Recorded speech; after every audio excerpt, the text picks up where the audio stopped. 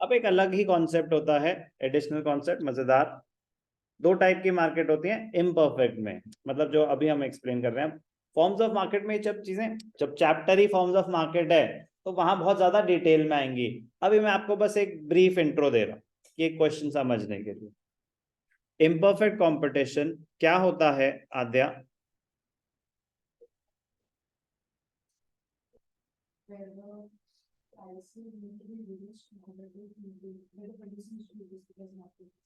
Correct, if you want to increase the revenue you have to lower the prices. अब imperfect competition में होती तो ज्यादा type की हैं, बट दो हम डिस्कस कर रहे हैं, एक मोनोपोली और एक मोनोपोलिस्टिक कंपटीशन। एक मोनोपोली, एक मोनोपोलिस्टिक कंपटीशन। तो अभी आपको बहुत बेसिक मीनिंग इनका पता होना चाहिए। मोनोपोली क्या है? Single seller. और मोनोपोलिस्टिक कंपटीशन क्या है? Large number of sellers. Large number of sellers. तो जैसे आपके लैपटॉप्स हो गए, ये मोनोपोलिस्टिक कंपटीशन में है। रेलवेज हो गया, ये मोनोपोली है। तो मोनोपोली मतलब उस चीज का ना एक ही सेलर है। तो उससे होगा क्या? आपके पास ज्यादा ऑप्शंस नहीं, आपके पास ज्यादा ऑप्शंस नहीं है। बस इतना सा कंक्लूजन पता होना चाहिए। मोनोपोली मतलब less options are available to the consumers. large number of options are available to the consumers. Less options, large number of options. तो उससे क्या सीक्वेंस बन रही है अभी?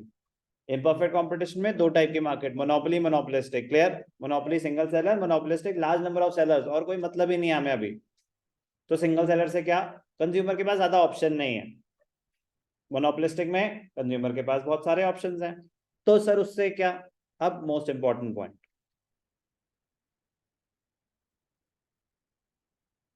Inelastic demand curve. Inelastic demand curve, यहां पे क्या होगा? Elastic demand curve. ये है जो मैं जहां आपको लेके जाना चाहता था। इजीली पहुंच रहे हैं?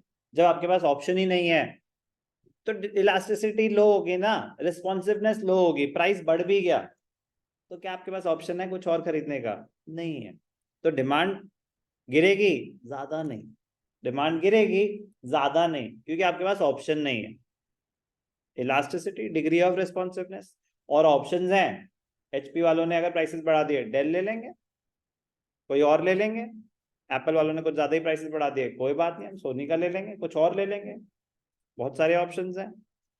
पॉइंट, ऑप्शंस अगर हैं तो इलास्टिसिटी हाई होती है, ऑप्शंस अगर नहीं है तो इलास्टिसिटी लो होती है। Clear?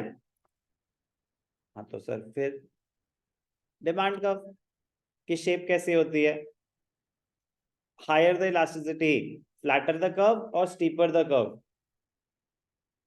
Flatter the curve, flatter the curve. AR curve is the, AR curve is the demand curve. तो ध्यान से देखेंगे, इनइलास्टिक है तो कर्व फ्लैट होगा या स्टीप होगा? माइशा? करेक्ट। खत्म हो गया कॉन्सेप्ट। लॉजिक के साथ चलेंगे ना, मैं आपको बता रहा हूं कि बहुत इंटरेस्टिंग और बहुत आसान रहेंगी चीजें अगर लॉजिक के साथ चलेंगे तो। लॉजिक के साथ नहीं चलेंगे तो हर चीज अलग दिखेगी और अलग अलग याद करनी पड़ेगी। इतनी अलग अलग कॉन्सेप्ट्स हैं नहीं, कॉन्सेप्ट्स इंटर रिलेटेड होते हैं। अदरवाइज क्वेश्चन अगर डायरेक्ट आप सोचोगे, आप जंप मार के ये समझने की कोशिश करो कि ARM और मोनोपोलिस्टिक और मोनोपोली कंपटीशन में, मोनोपोली एंड मोनोपोलिस्टिक कंपटीशन में AR/MR कर्व्स की शेप कैसे होती है, वो क्वेश्चन अपने आप में बहुत डिफिकल्ट साउंड करता है, क्योंकि ना तो हमें पता था मोनोपोली क्या होती है, ना ही हमें पता मोनोपोलिस्टिक कंपटीशन क्या होते हैं। AR/MR कर्व्स तो हमने अभी सुनने शुरू करे। तो सर ये क्वेश्चन तो रहने दो। तो मैं कह रहा हूँ रुको, पहले अंडरस्टैंड करो कि मोनोपोली और मोनोपोलिस्टिक कितनी सिंपल सी बात मुझे काम की है। मोनोपोली मतलब मोनोपोली है इसकी, single seller. Monopolistic large number of sellers, बस इतनी सी बात। फिर उससे क्या सर, मोनोपोली है तो कंज्यूमर्स के पास ऑप्शन नहीं है भाई साहब, उसी का सामान खरीदना पड़ेगा।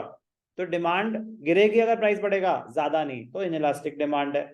अब अगर इनइलास्टिक डिमांड है तो डिमांड कर्व की शेप कैसी होगी, इशिका बताएगी हमें, जल्दी बोलो बेटा। मोनोपोली बोला मैंने, ऑप्शंस का मैं, ऑप्शंस का मैं तो इलास्टिसिटी लो होती है, इलास्टिसिटी लो होती है तो कर्व स्टीप होता है, कर्व स्टीप होता है। इलास्टिसिटी हाई होती है तो कर्व फ्लैट होता है। तो ये होगा ए आर की शेप, दिख रही है बेटा सबको, छोटा तो नहीं है, दिख रहा है लास्ट रो, ठीक है। शेप समझ आई ऐसी क्यों, यस और no? Rewind, elasticity of demand, higher the elasticity flatter the curve, क्योंकि ये है ना प्राइस है, थोड़ा सा भी चेंज हुआ तो डिमांड कितनी ज्यादा चेंज हो गई, तो डिग्री ऑफ रिस्पॉन्सिवनेस हाई है। अगर फंस जाओ तो ऐसे कर्व बना के देख लो, हाई रिस्पॉन्सिवनेस मतलब थोड़ा सा भी प्राइस चेंज होगा ना डिमांड बहुत ज्यादा बढ़ जाएगी। प्राइस इतना ज्यादा चेंज हो रहा है, अब यहाँ पे प्राइस यहां से यहां पहुंच गया, प्राइस तो ज्यादा चेंज हुआ, डिमांड ज्यादा चेंज हुई, तो इनइलास्टिक है। समझ आया कि अगर कुछ गलत भी करो तो ग्राफ बचाएगा आपको, बट उसके लिए चाहिए था आपके कॉन्सेप्ट। कोई डाउट? ए आर के बाद एम आर तो उसका भाई है, यूनिट सोल्ड। तो एम आर कैसा हो जाएगा, ध्यान से देखेंगे।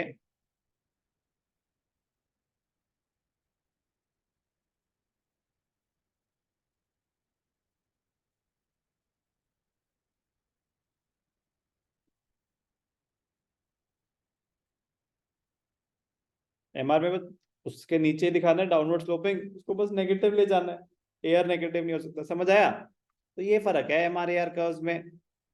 तो आप, अगर उन्होंने क्वेश्चन पे डिपेंड करेगा ना कि वो मांग क्या रहे हैं, जब वो स्पेसिफिकली पूछेंगे कि मोनोपोली और मोनोपोलिस्टिक कंपटीशन में कैसी शेप्स होती हैं, तब आएगी ये बात। तो मोनोपोली में स्टीपर, मोनोपोलिस्टिक कंपटीशन में फ्लैटर।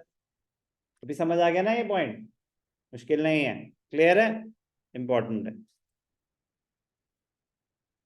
ये हम ऑलरेडी कर चुके हैं, बस प्लेसमेंट इशू हो गया। ये मैं आपको ऑलरेडी बना के दिखा चुका हूँ, ये मैं आपको ऑलरेडी बना के दिखा चुका हूँ, नथिंग न्यू, ये सब हम ऑलरेडी डिस्कस कर चुके हैं, ठीक है।